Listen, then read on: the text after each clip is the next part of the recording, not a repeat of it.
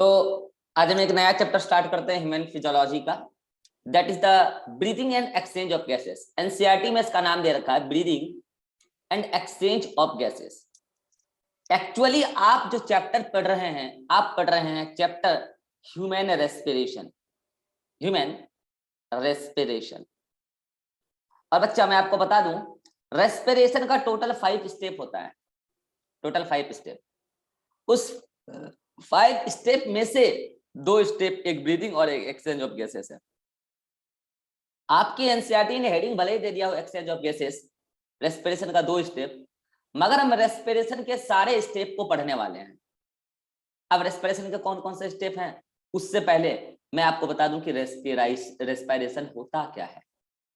तो देखो, रेस्पिरेशन और ब्रीदिंग सुनने में एक जैसा वर्ड लगता है, लेकिन एक नहीं है। कॉमनली हम लोग ब्रीदिंग को रेस्पिरेशन कह देते हैं, रेस्पिरेशन को ब्रीदिंग कह देते हैं, लेकिन दोनों एक नहीं है। तो क्या डिफरेंस है? Breathing is actually the part of respiration, breathing is not the respiration. Breathing is the part of respiration. So now question is that what is respiration. तो सुनो, सिंपल देसी लैंग्वेज में समझो। रेस्पिरेशन का मतलब एटमॉस्फेयर में present O2 का inspire होकर हमारी ब्लड में आकर ब्लड के माध्यम से टिश्यू तक पहुंचना, देन टिश्यू के द्वारा उस O2 को यूटिलाइज करके ऑर्गेनिक कंपाउंड को ब्रेक करना for the purpose of energy, and then इस कैटाबोलिक रिएक्शन में CO2 का रिलीज होना, देन उस CO2 का उस टिश्यू से ब्लड में आना और ब्लड के माध्यम से लंग्स तक आना, लंग्स से एटमॉस्फेयर में चले जाना। This whole step is called as respiration. तो बोले व्हाट इज रेस्पिरेशन, डिफाइन करो। तो क्या डिफाइन करोगे? Respiration is the process of uptake of O2 for the purpose of breakdown of organic compound to liberate the energy, and during this CO2 is released, and this CO2 is toxic for us, so this CO2 is again released from the body by the lungs. This entire process called as respiration. अब आप देखो इस definition में सब बात आ गया, O2 और CO2 का आना और जाना भी आ गया, ऑर्गेनिक कंपाउंड का ब्रेकडाउन भी आ गया, एनर्जी का लिबरेट होना भी आ गया। दिस एंटायर और ब्लड के माध्यम से O2 और CO2 ट्रांसपोर्ट हो रहा है, ये बात भी आ गया। This entire process is called as respiration. तो फिर ब्रीदिंग क्या है? ब्रीदिंग इज सिंपली O2 का आना और CO2 का जाना। हम इनहेल करते हैं, एक्सहेल करते हैं, इनहेल किया, एक्सहेल किया, इनहेल किया, एक्सहेल किया। This is simply breathing. तो मुझे बताओ, ब्रीदिंग रेस्पिरेशन और breathing is the part of respiration, आपको क्या लगता है? ब्रीदिंग ही रेस्पिरेशन है या ब्रीदिंग रेस्पिरेशन का एक पार्ट है? सर रेस्पिरेशन ही है। नहीं है, रेस्पिरेशन का पार्ट। हाँ, रेस्पिरेशन का पार्ट है। अरे भैया, मैं क्या बोल रहा हूँ, ब्रीदिंग इज सिंपली O2 का लेना और CO2 को छोड़ना। तो इसमें ऑर्गेनिक कंपाउंड का ब्रेकडाउन वाली बात नहीं है, एनर्जी का लिबरेशन वाला बात नहीं है। वो सारी बात कर लेंगे तब रेस्पिरेशन होगा। और ब्रीदिंग का मतलब सिंपली इनहेल करना, एक्सहेल करना, बस। O2 का आना, CO2 को जाना, सिंपली क्या है? ब्रीदिंग है। हम आमतौर पे ब्रीदिंग को रेस्पिरेशन कह देते हैं, but actually breathing is not the respiration, breathing is the part of respiration. ये बहुत टेक्निकल डिफरेंस है, बहुत सारे लोग इसको नहीं समझ पाते हैं। और डिफरेंस सुनोगे ब्रीदिंग और रेस्पिरेशन में। मुझे बताओ, O2 का लेना, CO2 का छोड़ना, this is just a physical process. आप एक फिजिकल वर्क कर रहे हैं, मसल कॉन्ट्रैक्ट करा रहे हैं और एक फिजिकल वर्क कर रहे हैं, O2 को ले रहे हैं, CO2 को छोड़ रहे हैं। This is just a physical process. But respiration, उस O2 का सेल के अंदर जाके मेटाबॉलिक रिएक्शन में भाग लेना। सेल एक लिविंग पार्ट है, उसके अंदर मेटाबॉलिक रिएक्शन में भाग लेना means respiration is biochemical reaction, it is biochemical part. Yes और नो? अगला डिफरेंस, ब्रीदिंग में किसी भी प्रकार का एनर्जी लिबरेट नहीं हो रहा है, वहां ऑर्गेनिक कंपाउंड का ब्रेकडाउन का बात नहीं चल रहा है। रेस्पिरेशन में एनर्जी का लिबरेशन हो रहा है। यस और नो? सो ब्रीदिंग और रेस्पिरेशन इज डिफरेंट थिंग्स। हाँ, breathing is the part of respiration, ये बात सच है। इसीलिए तो आमतौर पर हम कई बार ब्रीदिंग और रेस्पिरेशन बोल देते हैं। ठीक है, आई थिंक आपको क्लैरिटी से पता चल चुका होगा कि क्या है रेस्पिरेशन, क्या ब्रीदिंग। अब मैं आपको बताना चाहूंगा कि रेस्पिरेशन में कई सारे स्टेप हैं। आपके एनसीईआरटी ने टोटल 5 स्टेप बता रखा है। अब इस 5 स्टेप को बताने के लिए मैं आपको रियलाइज करा रहा हूं। देखो, ये एटमॉस्फेयर है, जहां क्या है? एटमॉस्फेरिक एयर, एटमॉस्फेयर है ये, एटमॉस्फेरिक एयर, ठीक है। अब मान लो ये आपने इसको कैसे भी इनहेल किया, अब कैसे किया वो पूरा प्रोसेस आपको हम बताने वाले, नोज वगैरह आगे बताने वाले, ठीक है। इनहेल करके मान लो फाइनली आपने उसको लंग्स में पहुंचाया, लंग्स में भी कहां, एल्वुलाई तक, ये मान लो एल्वुलाई है, एल्वुलाई तक पहुंचाया। अब एल्वुलाई के पास में कैपिलरी होता है जिसको बोलते हैं पल्मोनरी कैपिलरी, जिसमें ब्लड जा रहा होता है। उस ब्लड के साथ ये जो एल्वुला है गैसेस एक्सचेंज करेगा, उसको O2 दे देगा, CO2 ले लेगा। देन ये कैपिलरी आगे ब्लड वेसल्स कंटिन्यू होकर टिश्यू तक गया है, जैसे मान लो यहाँ पे टिश्यू है, कई सारे सेल का कलेक्शन है, टिश्यू है, और ये उसके तक गया है, ये उसके तक गया है। और उसके बाद ये वहां पर फिर गैसेस एक्सचेंज करेगा, और फिर जो उसमें से CO2 आएगा वो फिर फाइनली किसी तरीके से वो उसको एल्वुलाई तक पहुंच जाएगा। यानी कि समझना, मैं पूरा एक एक स्टेप बताने वाला हूँ, गौर से सुनना ध्यान से। इस एटमॉस्फेरिक एयर का सुनना ध्यान से, हम कभी भी छन्नी लगा के O2 नहीं लेते हैं, हम एयर इनहेल करते हैं, ये मैं आपको आगे भी बताऊंगा।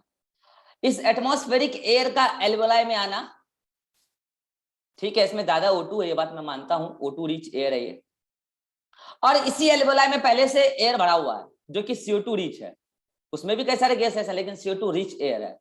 इस CO2 रिच एल्वुलर एयर का एटमॉस्फेयर में जाना, this is just first step of respiration called as breathing.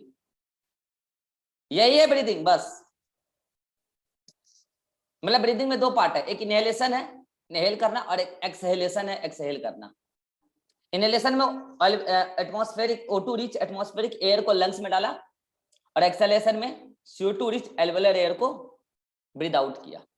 This is just breathing, और ब्रीदिंग में कोई बात नहीं करते हैं। चलो ठीक है, नेक्स्ट स्टेप, इस O2 का एल्वुलाई से इस ब्लड में आ जाना, और इस ब्लड में CO2 है मौजूद, कहां से आया अभी पता चल जाएगा। इस CO2 का ब्लड से एल्वुलाई में चले जाना, this is the second step, and this step is basically exchange of gases. This is exchange of gas, this is the second step of respiration. Now next step, इस O2 का tissue तक आना, इस O2 का tissue तक आना मतलब transport होना, और ये O2 यहां तक आया तो CO2 भी इसी तरीके से टिश्यू से एल्वुलाई तक गया होगा।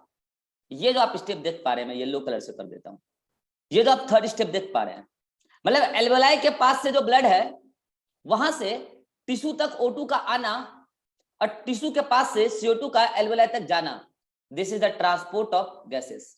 Third step, transport of gases, third step by the blood. चलो ठीक है जी, अब टिश्यू तक तो आ गया, अब उस O2 को टिश्यू में भेजना है, यानी कि again exchange of gases. O2 का टिश्यू फ्लूइड से, टिश्यू फ्लूइड मतलब ब्लड से tissue fluid, then tissue fluid से सेल के अंदर जाना, एंड देन उस सेल से CO2 का टिश्यू फ्लूइड में आना, देन टिश्यू फ्लूइड से ब्लड में जाना, यानी कि it is again exchange of gases. Fourth step, again exchange of gases. कोई बच्चा मुझे बताएगा सेकेंड एंड फोर्थ स्टेप में क्या अंतर है? दोनों जगह गैसेस का एक्सचेंज हो रहा है, क्या दोनों अलग चीज है या सेम चीज है? अलग है। मैकेनिज्म सेम है लेकिन है चीजें अलग। बोलो क्यों? वहां पे एक्सचेंज हो रहा है एल्वुलाई और ब्लड के बीच में, कहां? एट एल्वुलर लेवल, और यहां एक्सचेंज हो रहा है ब्लड एंड टिश्यू फ्लूइड के बीच में, and then tissue fluid and cell के बीच में। ये बीच में टिश्यू फ्लूइड है, ये पिंक कलर वाला टिश्यू फ्लूइड है। पहले O2 कहां से आया? ब्लड से tissue fluid, then tissue fluid से सेल के अंदर। CO2 पहले सेल से आया tissue fluid, then tissue fluid से ब्लड के अंदर। तो मेन डिफरेंस ये है कि at alveolar layer gases exchange single step में हो जाता है, एल्वुलाई से ब्लड में आना, ब्लड से CO2 का एल्वुलाई में जाना।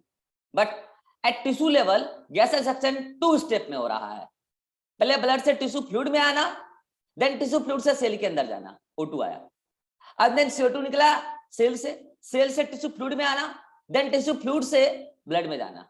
This is the main difference between the exchange of gases at lungs level मतलब alveoli level and at tissue level. बारीक बात है, गौर करना क्या डिफरेंस है, कि वो सिंगल स्टेप में हो रहा है और ये डबल स्टेप में हो रहा है। ठीक है, चलो ये तो चौथा process, again exchange of gases at tissue level. Then fifth process is basically इस O2 का, जैसे मान लो इस सेल के अंदर इस O2 का यूटिलाइज करके ऑर्गेनिक कंपाउंड को ब्रेक करना, एनर्जी का लिबरेट होना, एंड उसी दौरान CO2 का रिलीज होना, that mean the biochemical reaction होना, that means the cellular respiration होना। Fifth step cellular respiration, fifth step cellular respiration. और उसमें वो पूरा एंटायर प्रोसेस आ गया। पहले ऑर्गेनिक कंपाउंड ग्लाइकोलाइसिस किया होगा, then Krebs cycle, then mitochondrial ETS, और माइटोकॉन्ड्रियल ETS में ही O2 का यूज होगा, माइटोकॉन्ड्रियल ETS में ही O2 का यूज होगा। अच्छा, CO2 का रिलीज कहाँ होगा? क्रेब्स साइकिल में भी होगा। आप देख रहे हैं क्रेब्स साइकिल में CO2 रिलीज हो रहा है। तो पूरे एंटायर प्रोसेस आप पढ़ चुके हैं, सेलुलर रेस्पिरेशन जो मैं आपको पढ़ा चुका हूं। तो सेल के अंदर जो O2 का यूटिलाइज होके एनर्जी लिबरेट हो रहा है ऑर्गेनिक कंपाउंड को ब्रेक करके, और CO2 रिलीज हो रहा है, this is called cellular respiration. This is also part of animal respiration. और ये सेलुलर रेस्पिरेशन जैसे प्लांट में होता है वैसे ही एनिमल में होता है, इसलिए मैंने जो प्लांट फिजियोलॉजी में पढ़ाया वहां वही चीज यहाँ पे भी है। यानी कि टोटल 5 स्टेप्स है एनिमल रेस्पिरेशन का। अब मुझे जल्दी से बताओ सीक्वेंस में 5 स्टेप कौन कौन है। पहला ब्रीदिंग ऑफ, मतलब ब्रीदिंग, सिंपली बात breathing, inhalation, exhalation. Second step exchange of gases at alveoli level और लंग्स लेवल। बोलो alveoli is the part of lungs, बताऊंगा कल, at alveoli level. Third transport of gases by the blood. Fourth exchange of gases at tissue level. Fifth cellular respiration. इस 4 process में एक process आप पढ़ चुके हैं, कोई बताएगा कौन सा पढ़ चुके हैं? एक सेलुलर रेस्पिरेशन। सेलुलर रेस्पिरेशन अब डिटेल में पढ़ चुके हैं।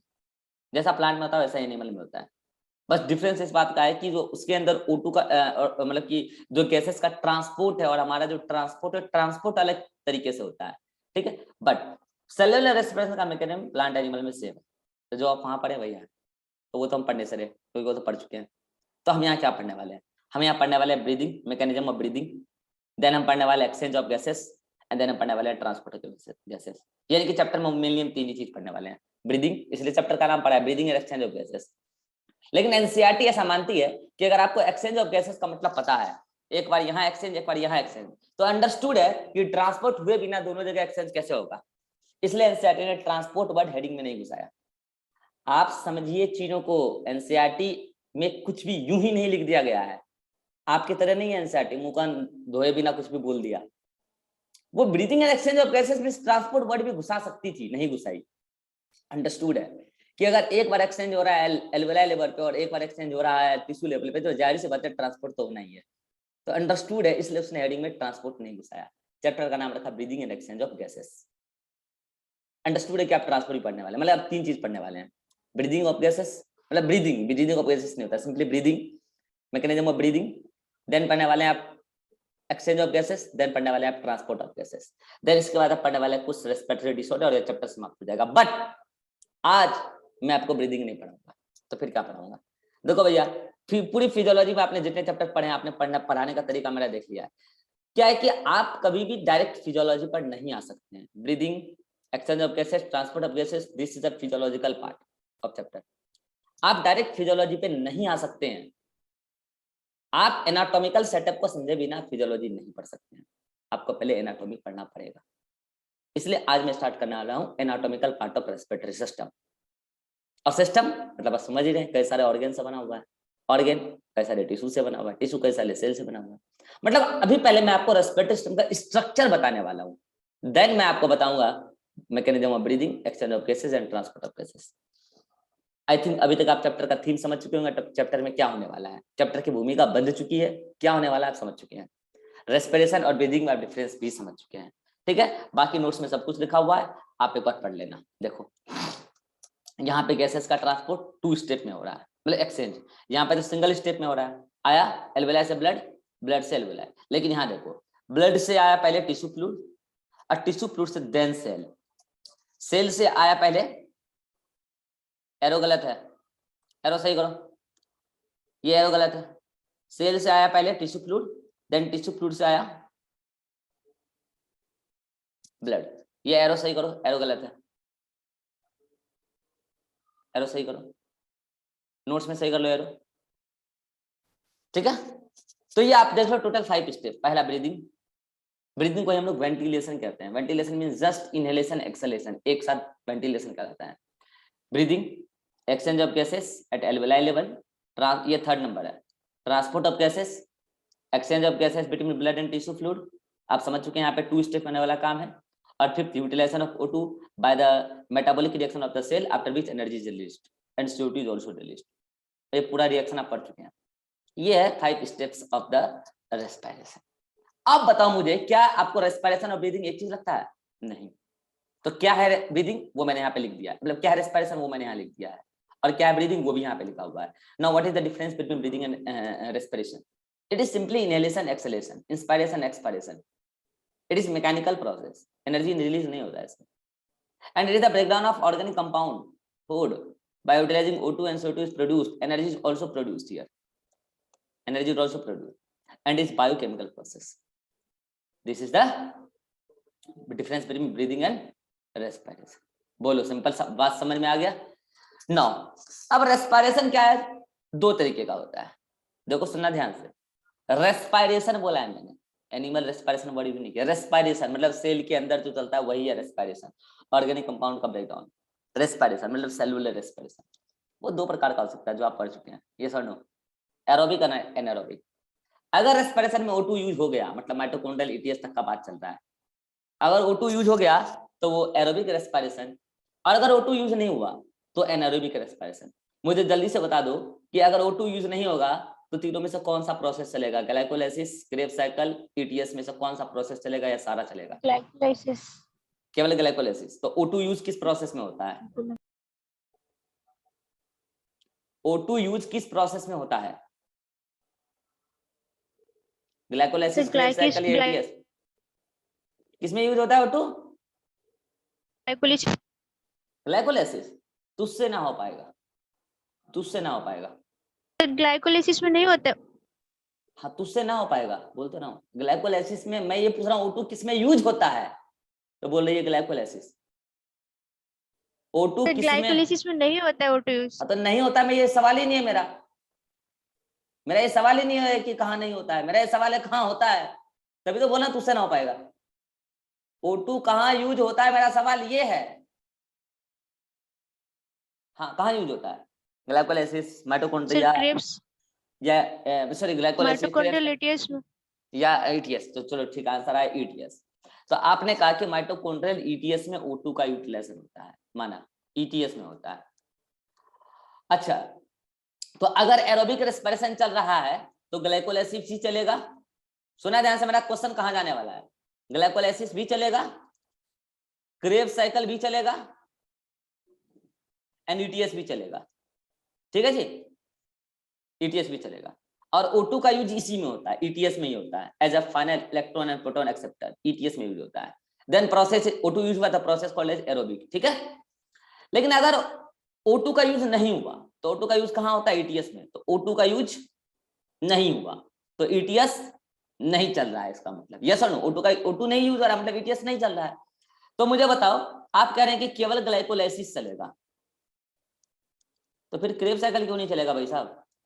क्रेब साइकिल में O2 थोड़ी यूज होता है। अब बताओ कि एनारोबिक रेस्पिरेशन में कौन सा प्रोसेस चलेगा? ग्लाइकोलाइसिस, क्रेब साइकिल, ETS में से कौन कौन प्रोसेस चलेगा? ETS तो नहीं चलेगा, सीधे दिख रहा है, क्योंकि O2 यूज नहीं होता है एनारोबिक रेस्पिरेशन में, तो ETS नहीं चलेगा। अब मुझे बताओ, ग्लाइकोलाइसिस, क्रेब साइकिल में कौन चलेगा कि दोनों चलेगा? With reason. Sir Krebs cycle Krebs cycle चलेगा? नहीं चलेगा सर। अच्छा, ग्लाइकोलाइसिस चलेगा। चलो, इसका आंसर है कि Yes, ग्लाइकोलाइसिस चलेगा, क्रेब साइकिल नहीं चलेगा। चलो ठीक है, आंसर सही है।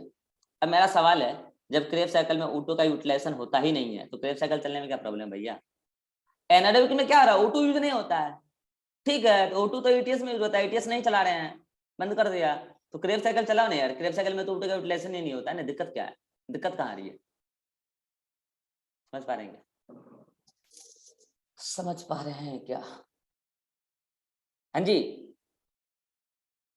कोई ट्राई कीजिए। सवाल समझ पा रहे हैं क्या? सवाल ज्यादा जरूरी है जवाब से। कह रहे मैं तो जवाब याद कर लेता हूँ, किसी भी सवाल का मैं जवाब याद कर लेता हूँ। मैं याद करने में सबसे तेज हूँ, मुझे कुछ भी दो मैं याद कर लूंगा। मैं समझने में विश्वास नहीं रखता हूँ, मैं याद रखने में विश्वास रखता हूँ। और मैं आपको बता देता हूं, मैं इस बात का जवाब ऑलरेडी दे चुका हूं सेलुलर रेस्पिरेशन में, ऑलरेडी दे चुका हूं सेलुलर रेस्पिरेशन में। चलिए मुझे इतना बताइए कि जो माइटोकॉन्ड्रियल ईटीएस है इसमें O2 का क्या रोल है, जल्दी से बताओ। As a final electron and proton acceptor, yes और no? Final electron and proton acceptor, right? यही रोल है। Yes, sir. Yes, sir. अब मुझे बताओ क्रेब साइकिल जो चलता है, क्रेब साइकिल में कई सारी स्टेप पर, क्रेब साइकिल में कई सारी स्टेप पर क्या NADH2 और FADH2 का फॉर्मेशन होता है, यस और no? Yes, sir. Yes, sir. Yes, sir. एक मिनट ना, क्या चल रहा है? मास्टर फोन किया 10 बजे से क्लास, जबकि राहुल 11 बजे बता, बोला 10:30 से कर दिए सर, बोले हमने कल तुमको बोला था ना 10 बजे, उसके बाद से कोई जवाब नहीं। अब 10 बजे से क्लास, अभी 10:10 हो रहा है, तभी कौन जाएगा? ऐसे थोड़ी होता है।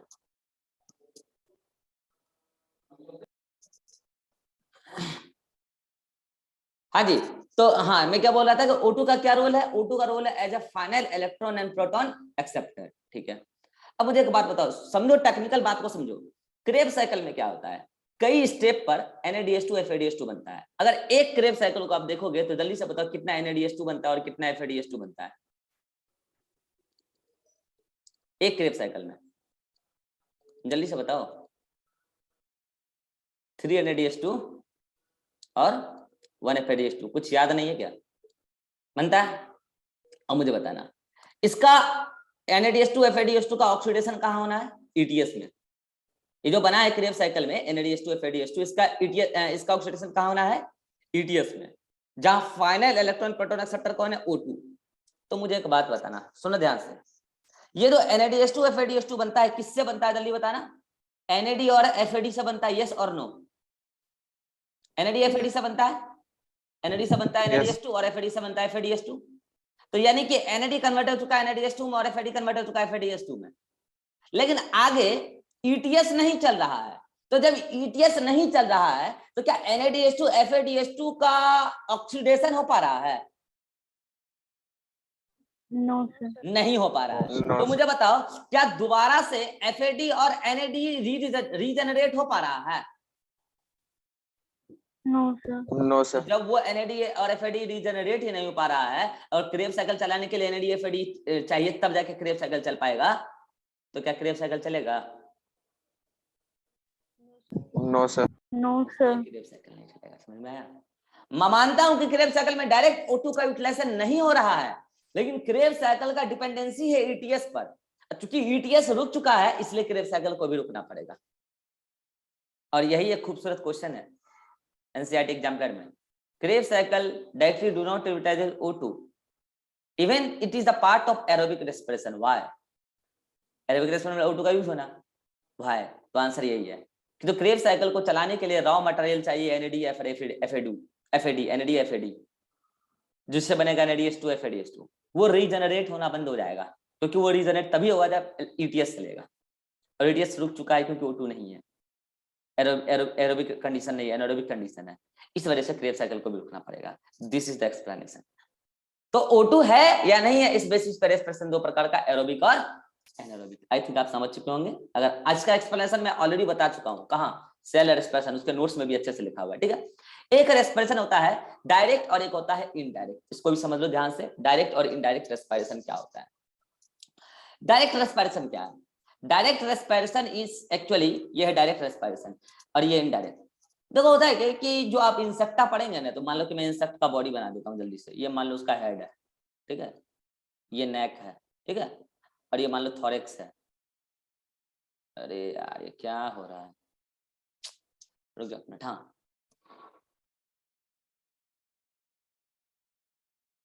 अच्छा बैटरी लो है।